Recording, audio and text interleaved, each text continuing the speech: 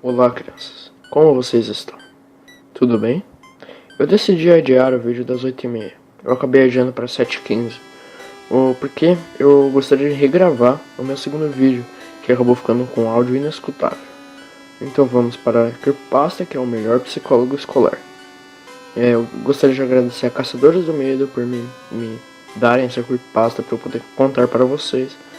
E vamos a ela. Quando eu tinha 12 anos, cheguei à conclusão de que todo mundo, incluindo a minha própria família, me odiava. Eu nunca fui uma criança problemática, mas meus pais sempre me tratavam como tal. Por exemplo, eu precisava estar em casa antes das 7 horas, todos os dias. Isso claramente restringia minha quantidade de tempo para brincar ao ar livre.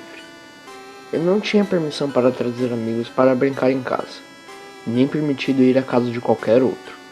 Eu tinha que fazer a lição de casa logo depois que eu chegava da escola. Não importava quanto tempo levasse.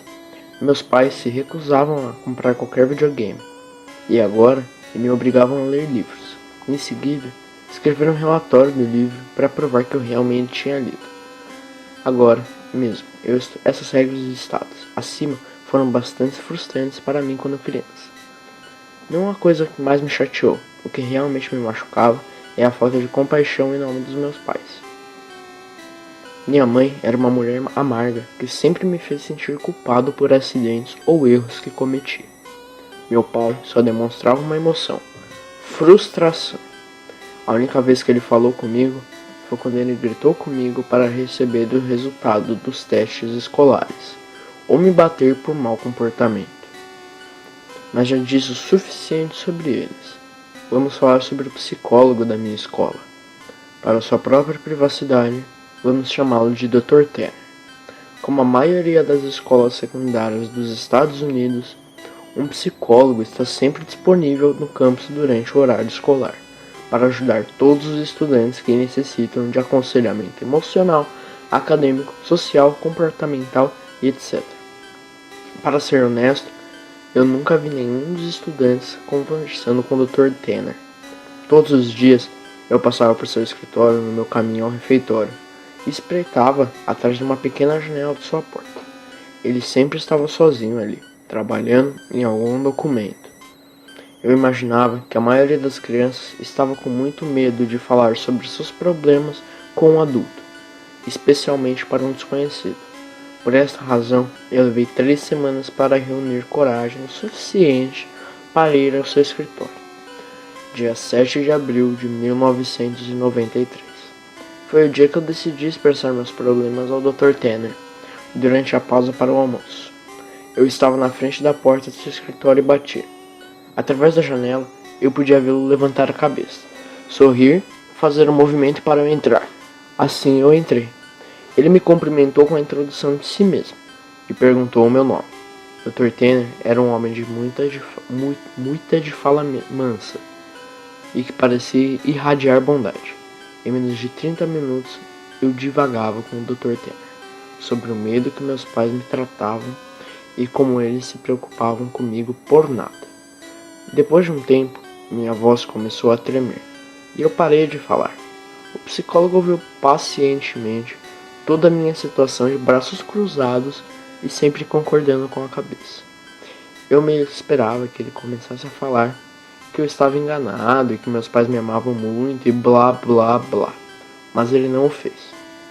O Dr. Tanner se inclinou para mim com um sorriso no rosto e disse: "Fique sabendo, eu sou o melhor psicólogo da escola no mundo. Eu prometo que vamos resolver isso." Eu revirei os olhos. "Tudo bem, mas como?" eu perguntei. "Eu tenho os meus caminhos, sou um homem de palavra. Eu prometo que dentro de apenas um mês, a relação entre você e seus pais vai mudar. Para melhor. Para sempre."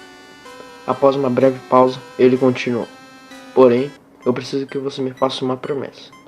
Você tem que prometer que vai vir ao meu escritório amanhã depois da escola.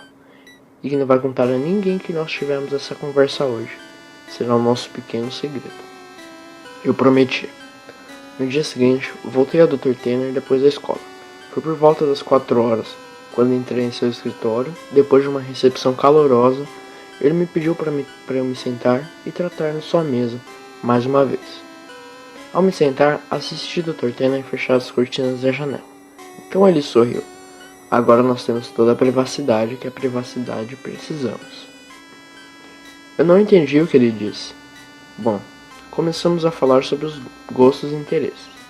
Meu assunto favorito na escola, meus professores menos favoritos e coisas desse gênero.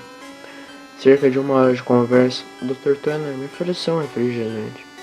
De bom grado, acertei a oferta, considerando que os meus pais nunca me permitiram beber refrigerante. Dr. Turner estendeu a mão para o seu frigorífico e tirou 2 pequenas garrafas de refrigerante já abertas sobre a mesa. Depois, continuamos a falar sobre o que estava acontecendo na minha vida, mas não demorou muito para que eu desmaiasse sob o efeito de quaisquer drogas que o Dr. Turner colocou na minha bebida. Levei 1 minuto mais ou menos para ajustar minha visão embaçada ao acordar. E quando fiz, eu não tinha a mínima ideia do que pensar. Eu estava algemado em uma cama e minha boca foi selada com fita adesiva. Eu imediatamente comecei a entrar em pânico, me contorcendo e puxando as algemas, mas desisti logo em seguida. Meus olhos se arregalaram em descrença depois de olhar ao redor da sala. Havia cartazes de super-heróis fixados ao longo das paredes e fotografias de atletas famosos nas prateleiras. No meio da sala havia uma velha e enorme televisão, um Super Nintendo, vários cartuchos de jogos empilhados ao lado dele. Eu não sabia o que pensar. Aqui estou, em uma sala cheia de itens que a maioria das crianças morreria para brincar. Eu provavelmente teria chorado de alegria se não tivesse sido algemado a uma armação de cama. Meu estômago afundou mais uma vez quando a porta se abriu e Dr. Tanner entrou. Ele sentou-se na beirada da cama. Agora escute, disse ele. Lembre-se que estou aqui para ajudá-lo e não queria machucá-lo, ok? Dr. Tanner removeu cuidadosamente a fita da minha boca e em seguida as algemas da minha mão. Meu primeiro instinto foi começar a chorar, mas algo sobre o Dr. Tanner me fez sentir seguro. Ele sorriu para mim. Você vai ficar aqui por um tempo. Durante esse tempo, você tem permissão para brincar com os brinquedos que quiser nessa sala, enquanto eu estou aqui em casa. Mas quando eu sair, vou ter que algemá-lo uma de suas mãos de volta à cama. Você ainda pode assistir televisão, mas eu quero que você assista os canais de notícia quando eu estiver longe. Sentei-me em silêncio, ainda tentando processar a informação que ele tinha me dado. Então, vá em frente, divirta-se. Eu estarei de volta quando for a hora do jantar. Ele se levantou da cama, atravessou a sala e clicou o botão de energia da TV, antes de trancar a porta atrás dele. Vários minutos se passaram antes que eu percebi que Dr. Tanner não estava brincando. Tudo o que restava para eu fazer era ligar o Nintendo e jogar Mario até o anoitecer. Por volta das 7 horas, o Dr. Tanner voltou para a sala com 2 pratos de purê de batata e tiras de frango. Eu finalmente reuni coragem para perguntar a ele quanto tempo ele ia ficar neste quarto. Bem, cerca de 1 mês, ele respondeu. Ou pode levar apenas algumas semanas. Eu só tenho alguns trabalhos que eu preciso fazer. Na manhã seguinte, eu acordei, para a mão de Dr. Tanner batendo na minha cabeça. Ei, camarada, você tem que acordar. Agora seu pulso. Se você não quiser, apenas preciso colocar isso de volta. Ele sussurrou, apertando a algema de aço frio para meu pulso. Olhei para ele. Ele estava vestindo uma camisa de colarinho e calças, um casaco coberto por cima do ombro e uma mala ao seu lado. Ele parecia exatamente como ele sempre estava quando eu vi em torno da escola. Antes de sair, ele colocou o controle remoto perto de mim e disse para assistir o noticiário local. A primeira coisa que eu vi quando eu liguei era um segmento de notícias de última hora. Um oficial da polícia, importante, estava em cima de um pódio, cercado por pessoas com microfones. Temos vários investigadores trabalhando com o objetivo de identificar potenciais sequestradores, mas até agora não há muita evidência. Membros do corpo docente afirmaram que o menino tinha sido visto pela última vez por volta das 4 ou 5 da tarde. Comecei a me sentir enjoado quando uma fotografia minha apareceu na tela. Era a minha imagem do ano passado. As legendas para a fotografia exibiam meu nome e minha idade, minha escola e minha cidade. Acima da minha imagem foram alternados os títulos: FBI começa a busca da criança e possível sequestro em escola estadual. As filmagens ao vivo continuaram e agora minha mãe e meu pai aproximaram da pódio. Ambos pareciam ter olhos avermelhados, lágrimas escorriam pelo rosto da minha mãe quando ela pegou o microfone. Eu nunca tinha visto tanta emoção vindo da minha mãe antes que ela chorou ao vivo na televisão, gaguejando em frases como: por favor, devolva meu bebê de volta para mim, e eu sinto muito, e por favor, traga-o de volta para casa. Quando meu pai pegou o microfone, eu quase esperava sua atitude fria como sempre. Ele também tinha lágrimas em seus olhos. Ele implorou ao mundo para trazer seu filho para casa em segurança e por fim implorou por meu perdão. Eu sei que não tenho sido o melhor pai, mas porra, eu gostaria de ter sido agora. Por favor, traga meu filho de volta. Virei a alimentação logo depois. Minhas emoções foram misturadas, pois eu nunca tinha visto nenhuma vez meu pai chorar. Me senti miserável, meus pais estavam sendo submetidos a tanto, mas ao mesmo tempo senti um alívio. Agora eu sabia o quanto minha mãe e meu pai me adoravam. Quase 4 semanas se passaram e o Dr. Tanner tem me tratado com o maior respeito. Ele me deixa na manhã algemado para ir na estrutura da cama, mas retorna à tarde para almoçar e jantar comigo. Também conversamos e jogamos videogame juntos. Eu nunca teria imaginado quão bom o Dr. Tanner era no Super Mario. Mas uma manhã, quando o Dr. Tanner me acordou antes de ir para o trabalho, notei um olhar severo em seu rosto. Eu também percebi que ele tinha acordado 3 horas mais cedo do que quando ele geralmente me acordava. É preciso ver as notícias de hoje, sem exceções. Eu quero que você mantenha a televisão ligada o dia todo e preste muita atenção às notícias, afirmou ele severamente. E eu, é claro, obedeci e o vi sair do quarto. Cerca de 2 horas mais tarde, um segmento de notícias de última hora interrompeu o comercial de creme dental que estava assistindo. O título era: Restos humanos encontrados. 2 homens vestindo ternos ficaram um do lado do outro e começaram a falar. Eles estavam descontentes para trazer sua notícia triste nesta manhã em relação ao nosso caso de criança, desaparecida no início deste mês. Um dos homens baixou a cabeça enquanto discursou folheando alguns papéis.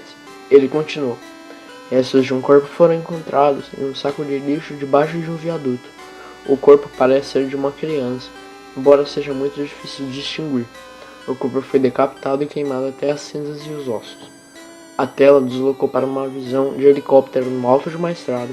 Dezenas de carros de polícia se reuniram perto do fundo de um viaduto. A voz do homem ainda podia ser ouvida. Dentro da sacola, a polícia encontrou uma carteira de identidade do ensino médio fundamental, rotulada como tal.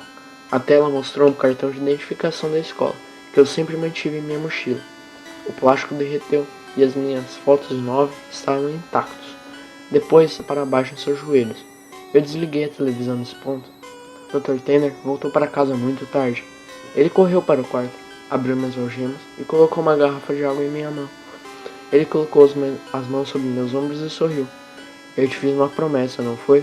Eu balancei a cabeça, lágrimas apertando seu caminho para fora dos meus olhos. Você precisa me fazer uma promessa de novo, ele sussurrou. Ele me disse que eu precisava beber toda a água na garrafa, e isso iria me ajudar a dormir, e que a partir de agora, eu só nunca mais posso contar isso a ninguém que eu já conheci. Eu prometi. A câmera mostrou ao longo dos meus pais. Eles estavam sentados entre os jornalistas. O rosto de minha mãe realizou uma careta dolorosa, e meu pai chorava com a cabeça. Eu disse que sou o melhor psicólogo escolar no mundo, não foi? E ele estava certo.